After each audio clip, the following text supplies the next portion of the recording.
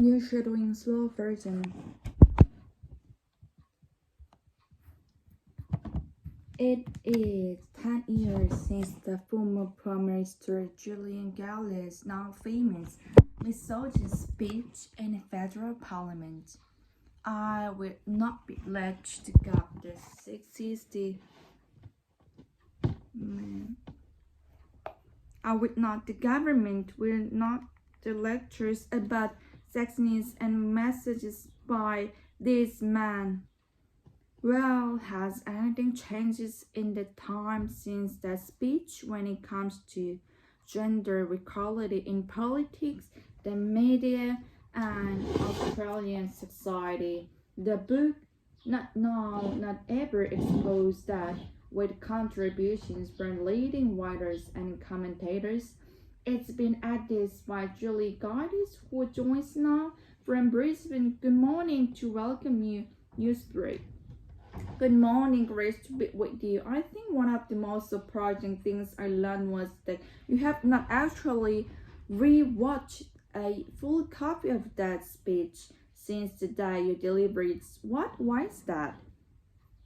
No, I haven't. Obviously, I've seen extras because that show in the course of media interviews like this one, and when I speak about the speech on stage of conferences and events, but I never sat down and watched it from where to go, and that's because I want my memories of the day to be my memories rather than become overlaid with what the footage looks like.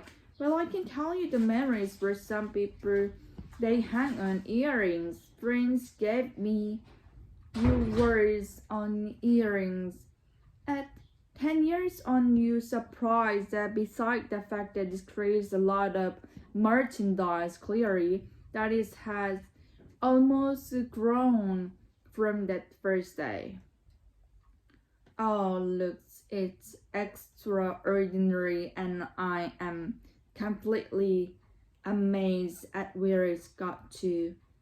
If you said to me, after I gave it, or even with, a few months after I gave it, look, you were talking about this in 10 years time, I would look at you like taking leaves of your senses. It's just extraordinary, and it's really have become, I think, diverse from that parliamentary context, and indeed I think it's in some ways become diverse from me. It's now a companion for women out there who are frustrated that their lives still have exist hardest in them, and when they hit one of those sexist titles that the speech is their rewatches it for a bit energy. And so I knew, given how it has grown, that the 10 years anniversary was always going to be noticed as an event. So I thought, let's use it to do more than look back. Let's try and look at misogyny today and look forward. And that's what Not Now, Not Ever book is about, with all of the process going to the Global Institute for Women Leadership to support the research there. And I talked about the future and what it's looking like in the moment, but I still just want to drill down on the speech. I was in America at the time in the Washington Bureau for ABC, and I had some American friends talking to me about it almost before Australian friends were. Kathleen Mulsey, the Guardian Catherine Merpin, does sort of confess in the book in her chapter that it was missed to a certain degree because of politics, because of what was going to on, and some of your critics have said, well, hang on, very politically astute speech that was given at the time. And Kathleen Mulsey's essay is a very powerful one, and the Canberra Press Gallery did miss it. And I think that's because their conception of their role is that they look down at the parliamentary chamber, particularly during question time, and all of these events sort of substitutes for question time. They look down at their chamber and they think they are roaring to call the day's play, who's up, who's down, who's made a good contribution, who hasn't. And so they will bring it back links to it.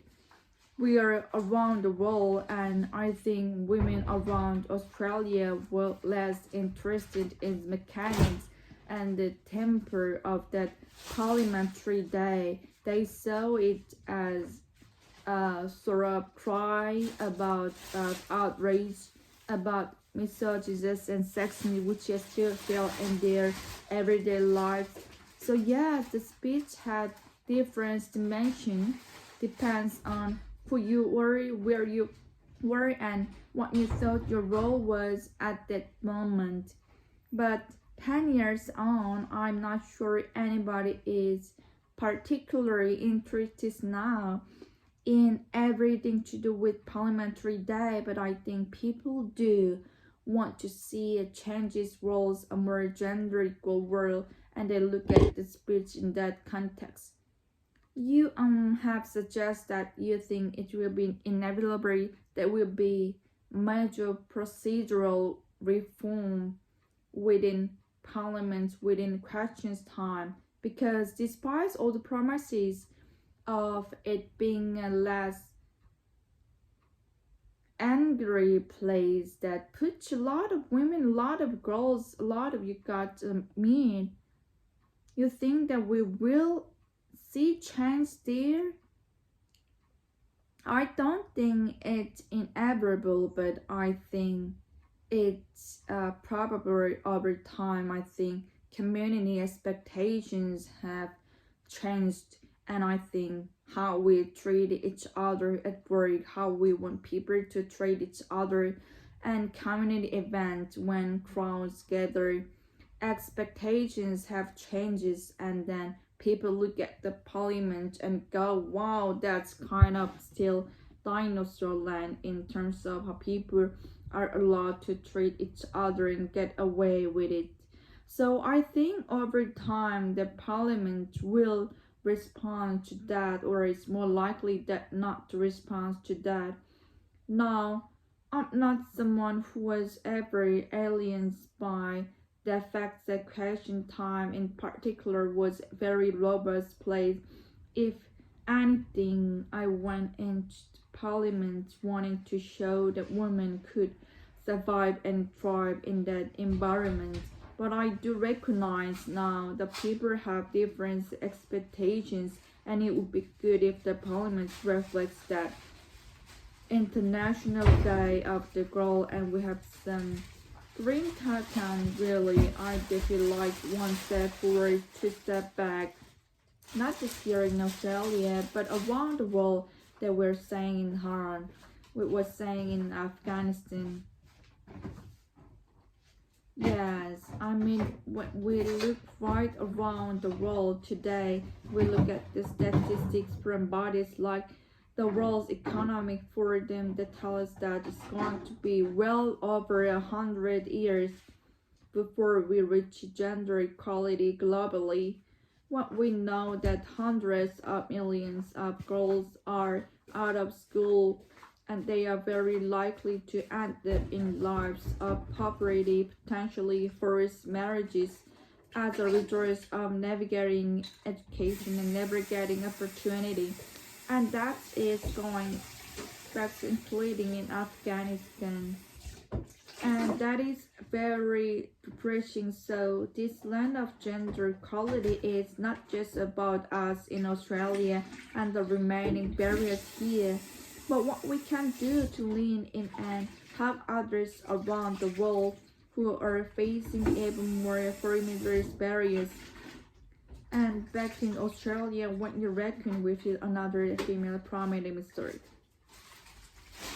Well, I think it will be a while, and it's part of, I think, because I am basically hoping that Albanese Labour government lasts for a very long time, and that would gladden my heart as a Labour supporter. But I think that starting base for having many more women prime ministers is to make sure that our parliaments are about half men, half women. Labour has achieved that nationally and in state parliaments, and the Conservative side of politics, I think, needs to reflect on how effective parties were on the Labour side of politics to gain people represented the political party in parliament, and to look at those mechanisms on their own side. They are always rejected those mechanisms over time, but clearly the last election showed that women and the men do want to see a different face to conservative side of politics, and so I think as part of their looking at themselves post their election debate that should be untitled. Well, not now, not ever as those predicting books. Thanks for playing together and for being a program this month. Thank you very much.